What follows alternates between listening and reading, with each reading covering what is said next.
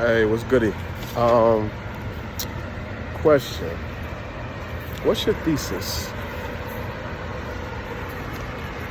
What's your thesis? Like, for those of us who went to college, we had to write papers. There's always a thesis statement, right? It's something that you are attempting to prove.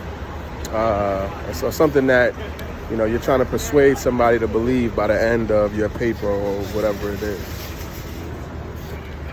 And so I've been having some conversations, today. And one of the things that came up was, don't just have an idea about something. Build something or create something that proves it.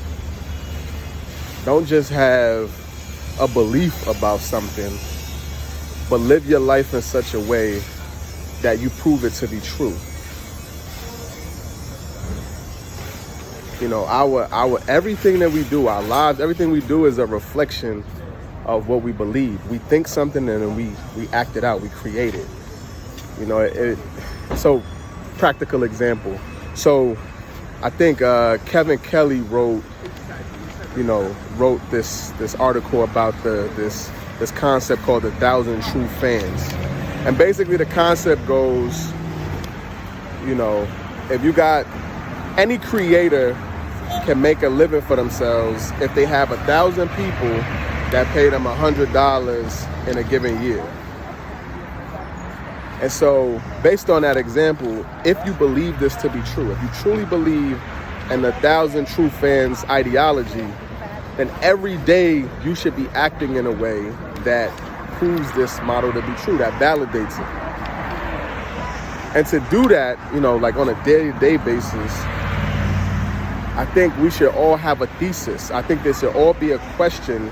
We should all have a question that we ask ourselves every day. And in that day, we act out, we experiment, we act, sort of move like a scientist. We sort of are doing things to prove this thing to be true or false. But if we believe it, then we believe it to be true.